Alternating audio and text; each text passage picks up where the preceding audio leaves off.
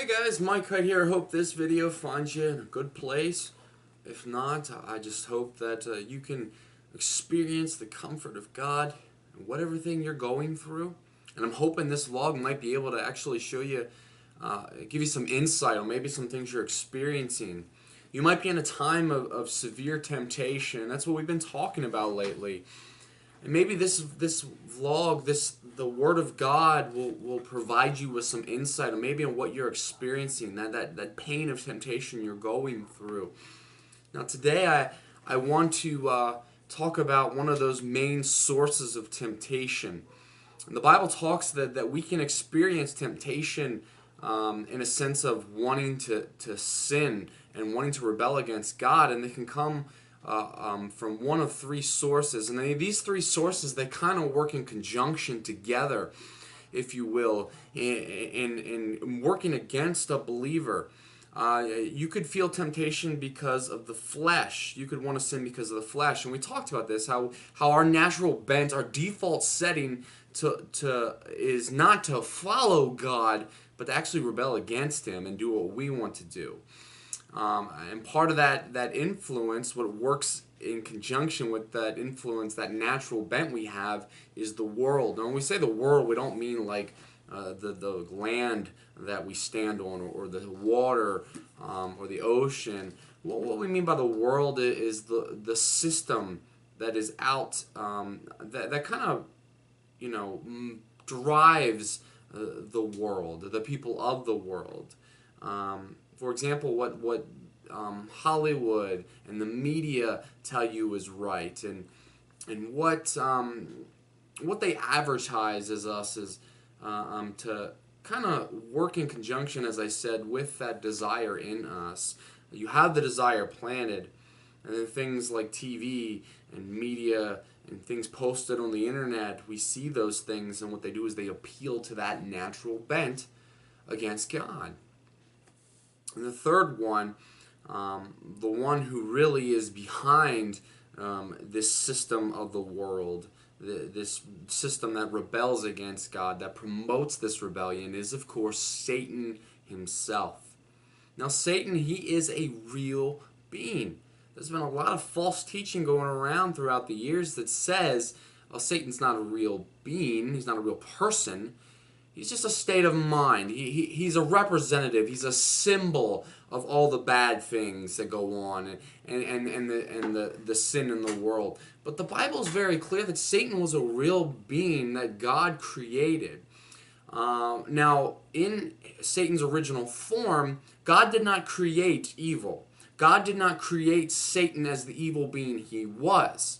He created Satan with the ability built in him to choose evil. But God himself did not create Satan in his current state. The Bible tells us that Satan was created as this beautiful, angelical being who had authority over worship. He was actually a worship leader, if you will, and a very beautiful one at that, a very talented one.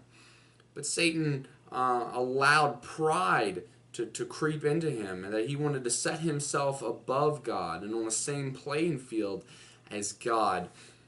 And Satan willingly, not forced by God, not created by God, but by his own volition, chose to rebel against God and was kicked out of heaven.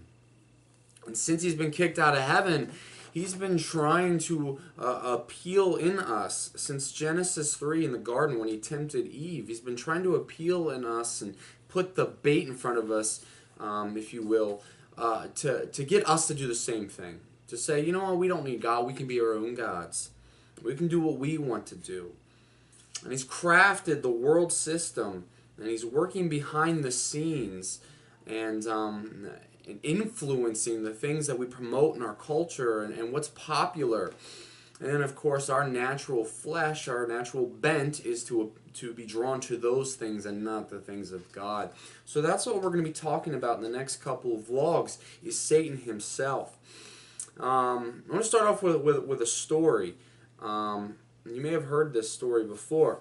There was a guy, and him and his wife, they were having trouble with their finances. So they sat down together and they said, let's come up with a budget.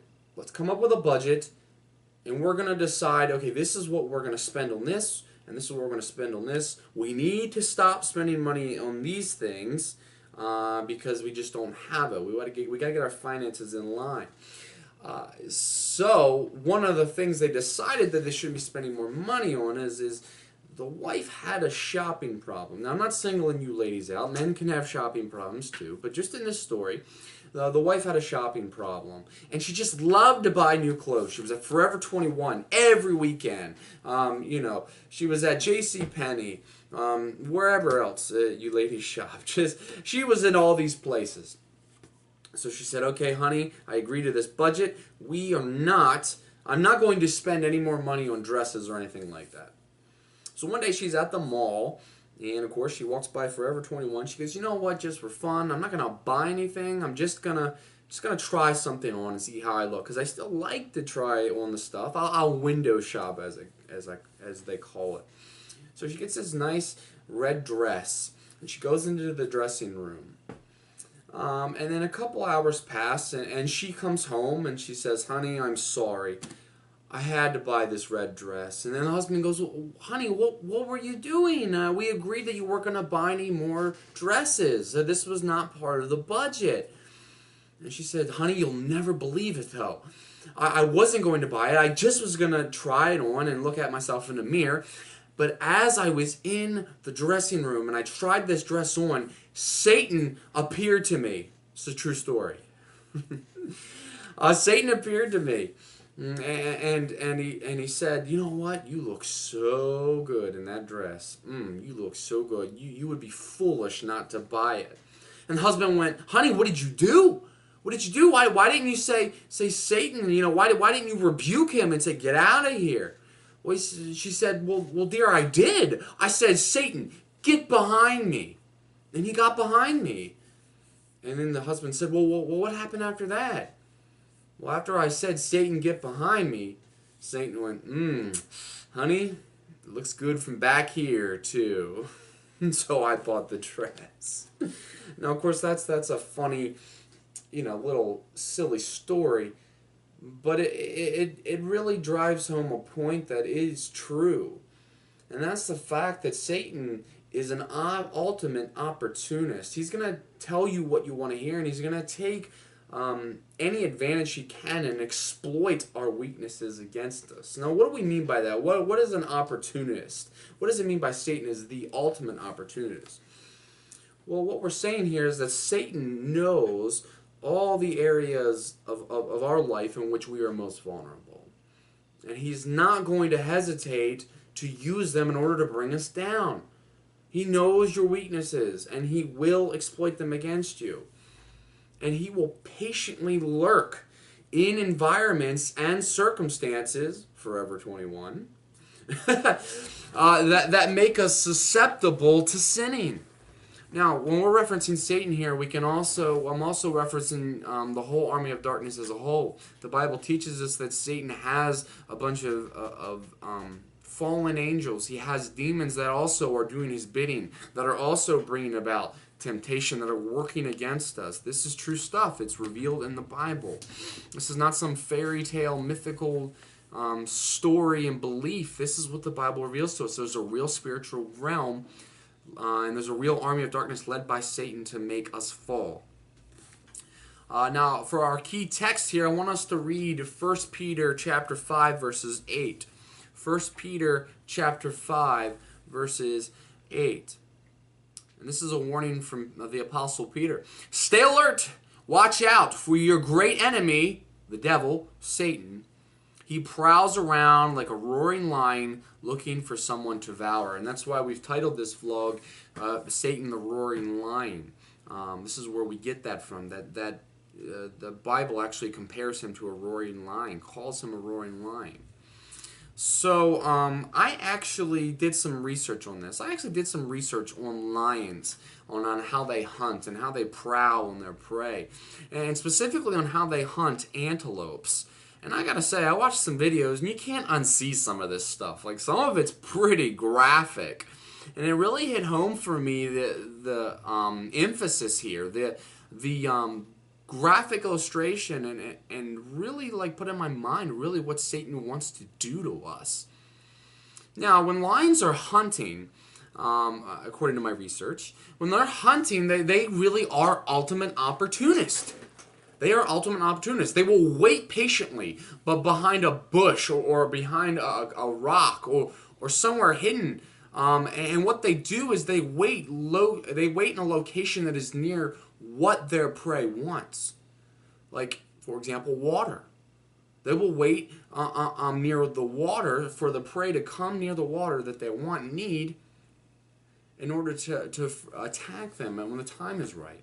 Now they are incredibly good at hiding, and they are very patient. And it was showing in some of these videos, the antelope couldn't even see them because they were blending in, they were disguising themselves, they were waiting patiently. Let's take a look at 2 Corinthians 11, starting with verses 13. 2 Corinthians 11. Now, if you don't know where that is in your Bible, it's right after 1 Corinthians. Just a little Bible joke for you. I hope some of you appreciate my corny jokes. 2 Corinthians, starting with chapter, with 1 Corinthians 11, starting with verse 13. Going to read through 15. And I'm reading now the NLT. These people are false apostles. They are deceitful workers who disguise themselves as apostles of Christ. But I'm not surprised. Even Satan disguises himself as an angel of light. So it is no wonder that his servants also disguise themselves as servants of righteousness. In the end, they will get the punishment their wicked deeds deserve. Now, I want to go back here. I want to go back to verse 14. This is Paul saying, I'm not surprised. Satan disguises himself as an angel of light. So, how can we compare Satan's to the lions that I've been studying in the wilderness? And how is he like a lion in this sense? Well, what we see here is that Satan is disguising himself. He's hiding himself. Paul tells us he does that. You know, he doesn't... really, I think literature and Hollywood and poetry and art just over the years has really ruined the true identity of Satan. Has really just made him out to be some weird, goofy, cartoonish character with a pitchfork and horns. You know, he doesn't knock on your door as like this beast-looking character with horns and fire in his eyes saying, "Give me your soul."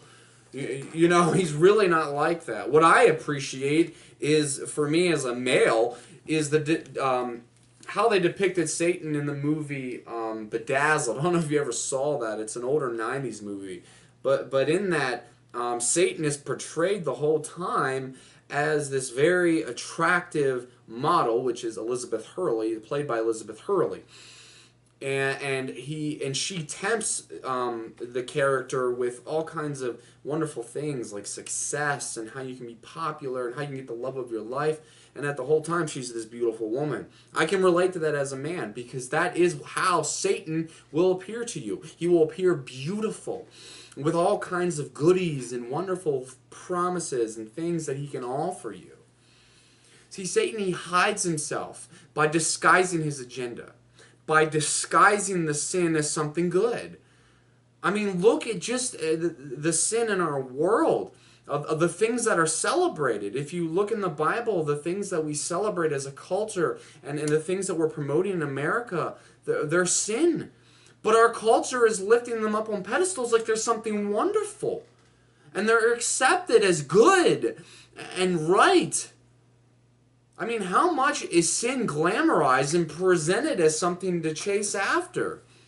Look at our advertisements. Look at the billboards. Look at the things that pop up on your news feed that are celebrated as, look how beautiful this is. Look how good this is. Things like affairs and sex outside of marriage. You know, the pursuit of greed and that money is everything in life. These are the things that are celebrated in our culture and advertised to us. This is all behind Satan's plan. This is all a result of Satan's schemes. And then what does he do? What does he do? Just like the lion, he waits patiently for us to wear down and to let our guards down. And very much like the antelope, how the lion is waiting near the water, Satan often seeks to tempt us in our times of need and want. The antelope need the water. The antelope want the water. They're thirsty. They're out in the Sahara Desert that's hot. So, of course, Satan's going to wait and lurk right within where this need can be fulfilled, the watering hole. Now, it's in these moments when we have strong desire, when there is strong desire present within us, that we are most vulnerable to temptation and to give in to sin.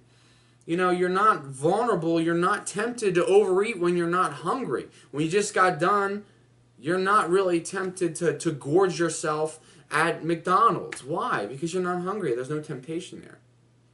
But when there is that desire, when there is that want inside of us, you can best bet that Satan is lurking in the environment to present that temptation to you. So what are some specific times when human beings are most vulnerable? When are we most vulnerable? Well, how about when we're tired? This could be physically. When you're just exhausted from a long day, you are more susceptible to be irritable and to fly off the handle because you're not at your best. You need rest. You know, when you've only slept 2 hours, how vulnerable are you at work to slack off or to put your head down and sleep at your desk when you're supposed to be working? I've had that temptation. Mentally tired. You've just got done studying or studying for an exam and you're in college or school, whatever it is. Or maybe you're just tired of dealing with people all day. You didn't physically really do anything. You sat at a desk, but you best believe you've been mentally working all day, dealing with difficult customers. But emotionally, you're pouring yourself out into a relationship that seems to just be going nowhere. You know, you're in a marriage where you're just tired of it. The person doesn't seem to be giving anything back. You're emotionally drained.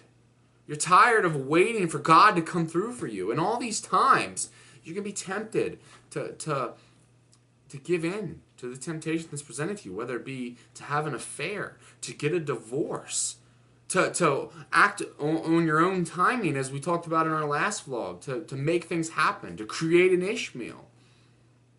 These are times when we are vulnerable to Satan's schemes because we're not at our best. We're down.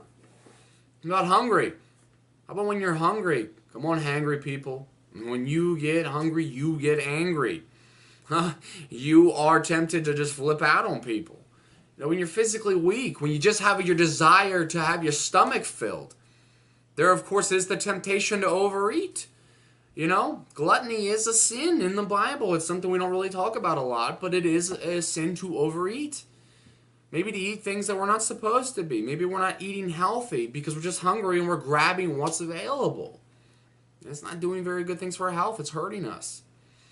But when you're angry, this is obvious. Oh man, I have the desire just to get this anger out and let it out. And what do? We lash out. We use the horn on our vehicle to express emotion. Guys, the horn on the vehicle was never put on there to express emotion. It was made to get someone's attention. But a simple little beep will do. You don't have to slam it on. But how many times do we do that on the road? You know, how about when we're lonely? We have this desire and this emptiness for companionship. Or just the presence of somebody. We just want to be with somebody. And that just isn't, you know, romantically. Of course it's romantically. We all want that romantic companionship. But it also could be a friend. You know, you may have this desire to be romantically involved with somebody, and you settle. You compromise what the Bible says we should look for in a mate, and we're like, okay, you'll do. And we end up hurting ourselves. We end up hanging out with friends. We want that best friend, and maybe we get close to somebody who really is not a good influence on us. How about your increased desire for sex? We all get in the mood at times. Well, you best believe Satan's going to be knocking at your door within those times to satisfy that desire for sex, that craving, whether it be through pornography or a one-night stand or calling that old fling. You best believe that you is going to be presented to you in that time. But when you're discouraged, you know, when you want something to happen and it didn't, you know, you have desired expectations that aren't met. All kind of temptation is going to come your way to relieve that pain of not having your expectations met. A little more sad. we're down, we're depressed, you will have a desire just for some spark of happiness or some relief from the pain you're experiencing. And Satan is going to present exactly what you struggled with your whole life, your old habits. Maybe it's drinking. You just want some little bit of relief from this pain you're going through, so why not drown it in alcohol? You best believe Satan's going to be presenting that bottle to you. You're going to be more aware of your desire for drugs. If it's marijuana, it's heroin, whatever it may be. You want some kind of relief from that pain and that sadness. It could be prescription drugs. You abusing those, not using them as they should be. Whatever it may be, Satan is going to come at you at your most vulnerable times, and he's going to present to you the things that are your weakness, whether it's food, sex, alcohol, shopping, whatever it is. He knows your weaknesses, and he's going to be presenting them to you at your most vulnerable time. So that's what I want you to do. I want you to think of, okay, first of all, what are my weaknesses? What are the habitual sins that I often struggle with, that I often seem to find myself going back to, that I know God doesn't want me to do? And then I want you to think of, when am I most vulnerable? Is it when I'm hungry that I tend to go into these sins? Is it when I'm tired that I tend to go into these sins? Is it when I feel like my libido is a little bit higher and I have a strong sexual craving? Is that when I often find myself getting lured in? Is it when I'm sad or I'm down or I'm lonely? Is that when I'm most susceptible and I am giving into these sins most of the time, is when I feel this way? There is freedom from that, friends. In our next vlogs, in a couple of vlogs, we're going to talk about that. But I want you to know there is freedom from that in Jesus Christ, that the Holy Spirit has promised you self-control, and that you don't have to give in to these sins. And we will do well to avoid these situations, to realize that, okay, I'm feeling angry right now, so I'm susceptible to flying off the handle. And we need to do the necessary steps to prevent ourselves from falling into them, for taking the bait, if you will, and getting devoured by Satan. Jesus Christ died on the cross that we may not be slaves to those sins. Think about that. So as you identify that, pray that the Lord will identify these areas where you're most weak, and the strongholds, the habitual things that you keep doing. Ask God to reveal those to you. And start asking God right now for the power and thanking Him for the strength to overcome these and not be devoured by Satan. I hope you guys got something out of this. I'm praying that it touches you, that it